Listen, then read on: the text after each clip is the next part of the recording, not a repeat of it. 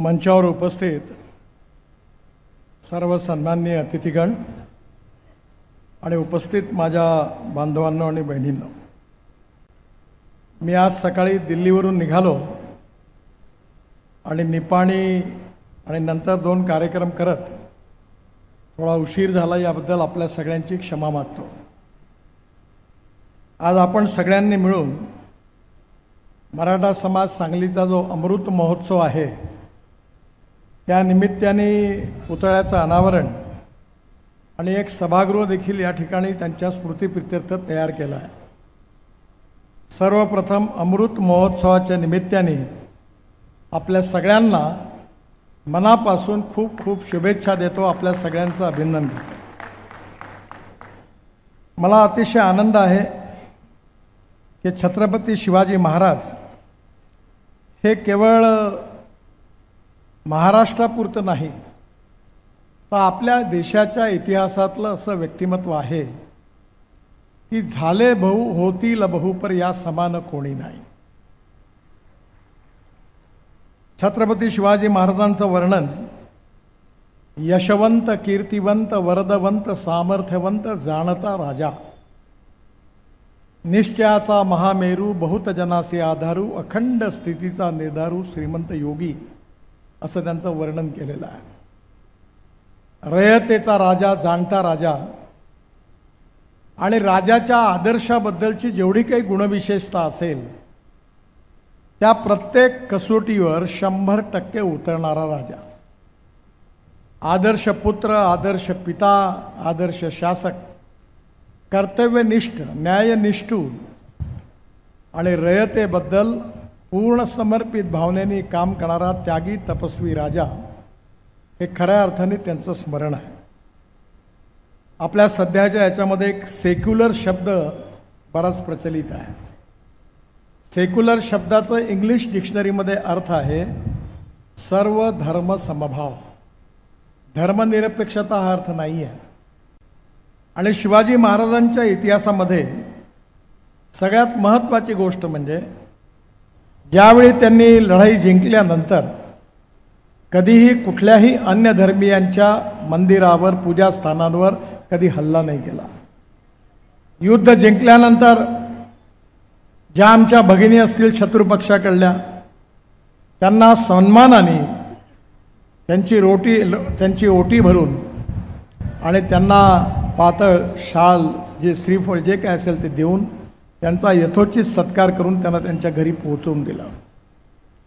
छत्रपती शिवाजी महाराजांचं धोरण विस्तारवादी नव्हतं। आपल्या भारतीय संस्कृतीमध्ये आणि अन्य देश आपल्या आजूबाजूला त्याच्यामध्ये एक मोठा फरक आहे। आपण खऱ्या अर्थाने आपल्या संस्कृतीमध्ये असं म्हणतो की पहिले विश्वाचं कल्याण हो, असं कधी म्हणत नाही की माझं कल्याण पहिले हो। आणि म्हणून सर्वांच्या बाबतीमध्ये मनामध्ये सहिष्णुता, सर्वसमावेशकता, सहजता, सरलता, सौजन्यता हे राजांच्या व्यक्तिमत्वाचं सगळ्यात मोठं गुण होतं। मी तर दिल्लीमध्ये आणि नागपूरलाही माझ्या घरी, माझ्या कार्यालयात छत्रपती शिवाजी महाराजांचं पूर्ण फोटो ठेवून नेहमी काम करत असतो।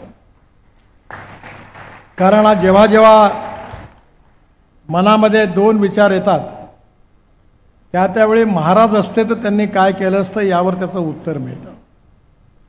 छत्रपती शिवाजी महाराजांनी आदिलशाहीशी, मुघलशाहीशी, निजामशाहीशी टक्कर दिली आणि खऱ्या अर्थाने त्यांच्याबरोबर त्यांनी जे मावळे गोळा केले, 3.5 लाखाची फौज घेऊन शाहिस्तेखान पुण्याच्या शनिवारवाड्यात मुक्कामाला होते, पण राजांनी आपल्या 14-15 सवंगड्यासह शनिवारवाड्यावर अटॅक केला आणि शाहिस्तेखान शेवटी आपली फौज सोडून तिथून पळून गेला।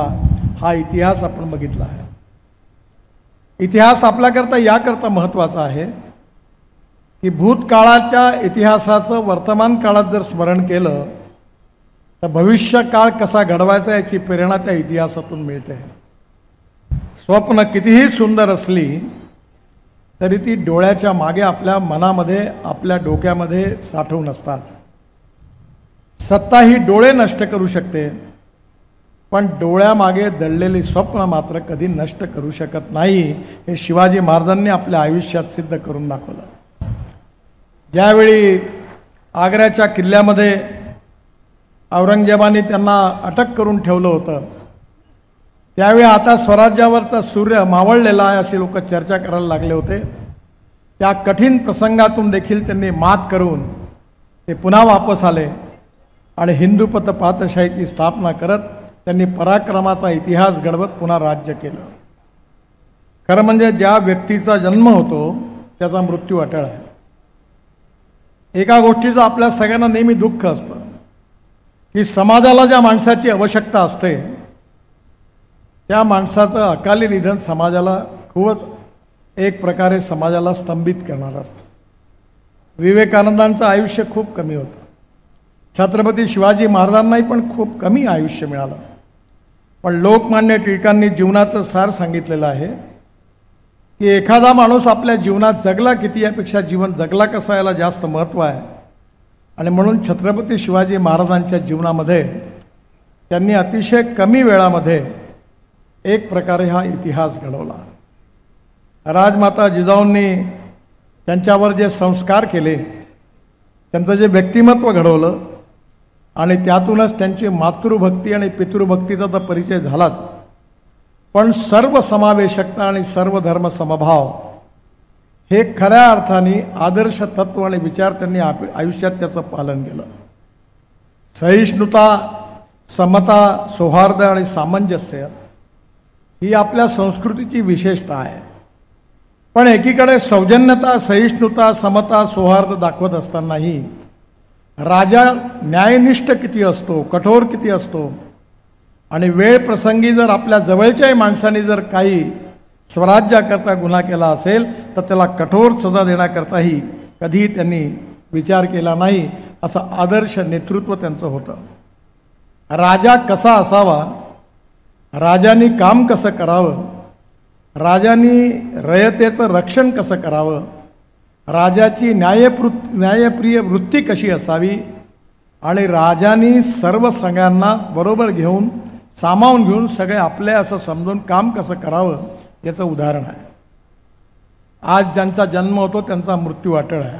याला यावतचंद्र दिवाकरो हा नियम याला कोणी अपवाद नाही. पण आज आपण जेव्हा छत्रपती शिवाजी महाराजांचं स्मरण करतोय, आपल्या सगळ्यांना सातत्याने एक विचार असा केला पाहिजे की शिवाजी महाराजांच्या जीवनामधून आपल्याला एखादी गोष्ट काय घेण्यासारखी आहे. No one is perfect and no one can claim that he is perfect. उत्तम, अधिक उत्तम, सर्वोत्तम, up to infinity. You cannot catch your own image असं म्हटलं जातं.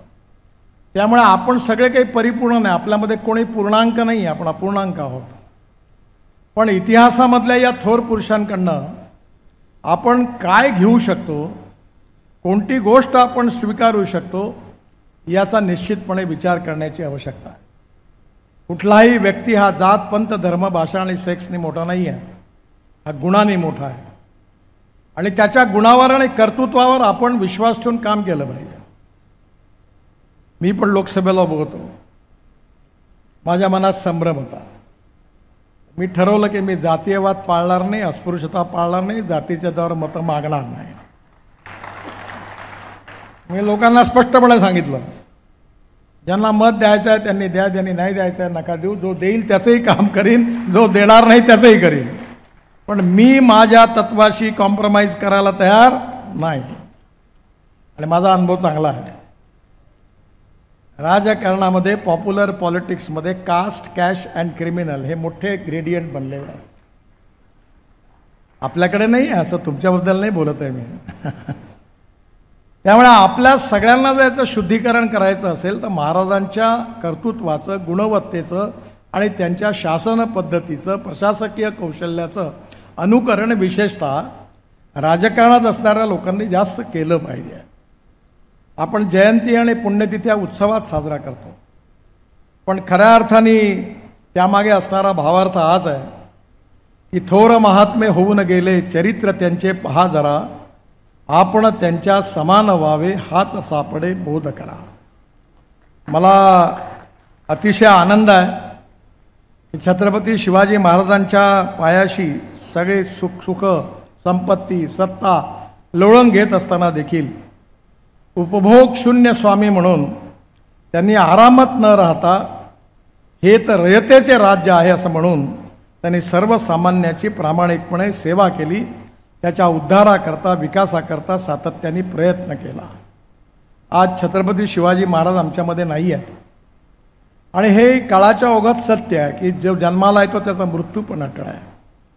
पण आज जेव्हा आपण त्यांचं स्मरण करतो, आज जेव्हा आपण कधी त्यांची जयंती पुण्यतिथी करतो, त्यांची स्मारकं उभी करतो, त्यामागे उद्देश हाच आहे की त्यांच्या जीवनामधून एखादी गोष्ट आपल्यालाही घेण्यासारखी आहे का, आणि ती जर असेल तर मला असं वाटतं की ती आपल्यापैकी प्रत्येकाने घेण्याचा प्रयत्न केला तर या युगप्रवर्तक राजाचे एवढे मोठे गुण आहेत की एक एक गुण जरी घ्यायचा प्रयत्न केला तरी मला असं वाटतं की आपला समाज, आपला देश हा निश्चितपणे आज आहे त्यापेक्षा अनेक पटींनी पुढे गेल्याशिवाय राहणार नाही. आत्मनिर्भर Bharat, $5 trillion economy, third largest economy, विश्वगुरू आपण हे म्हणतोय, पण ते व्हायचं असेल तर आपल्याला बदलावं लागेल. लोकांना बदलण्याचं आव्हान करणं सोपी आहे, पण बदलण्याची सुरुवात स्वतःपासून केली पाहिजे. आणि त्याकरता या युगप्रवर्तक राजाचा आदर्श, त्यातली गुण, त्याच्यातली विशेषता, कार्य, कर्तृत्व, त्याचा जीवनपट यातलं जेवढं अनुकरण आपल्याकडे होईल तेवढ्याच प्रमाणामध्ये आपला समाजामध्ये गुणात्मक परिवर्तन होईल.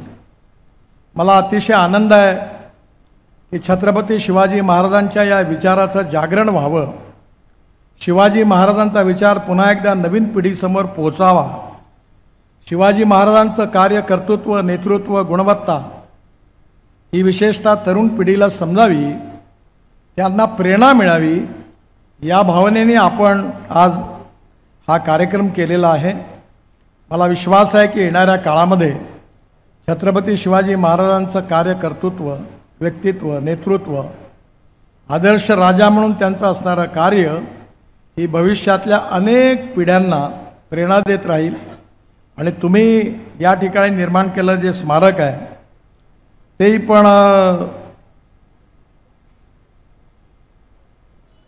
पण मला असं वाटतं की तेही प्रेरणेचं एक भव्य स्थान बनेल.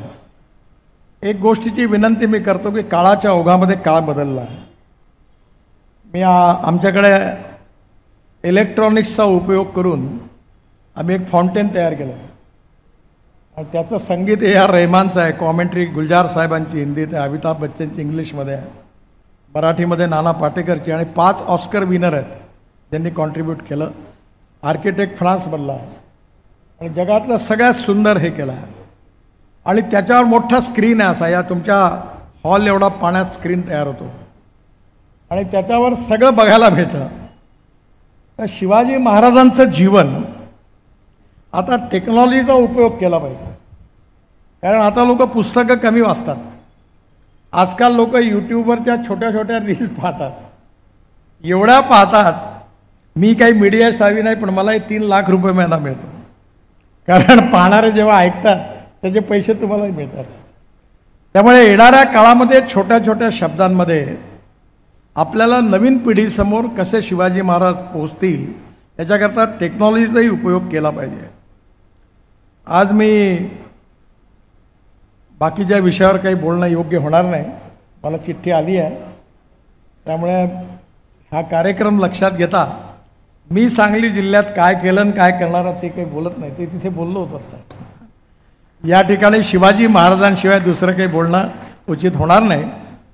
पण एवढंच तुम्हाला सांगतो की सांगली जिल्ह्याचं गेल्या 60-70 वर्षात जेवढा विकास झाला नाही तेवढा राष्ट्रीय महामार्गाचा विकास या 10 वर्षात झाला. आणि आता मुंबई ते बेंगलोर द्रुतगती महामार्गाची सुरुवात होते. पहिलं 10,000 कोटीचं काम अटल ब्रिज जिथून सुरू होणार आहे तिथून सुरुवात होणार आहे. आणि सांगली जिल्ह्यातल्या, सातारा जिल्ह्यातल्या दुष्काळी भागातून मुंबई ते अटल सेतू ते पुणे 1.5 तासात आणि पुण्याच्या रिंग रोडून बंगलोर 4.5 तासात, म्हणजे मुंबई ते बंगलोर 8 तासात नक्की होईल. आणि आणि त्याचा नक्की उपयोग आपल्या सगळ्यांना होईल असा विश्वास व्यक्त करतो.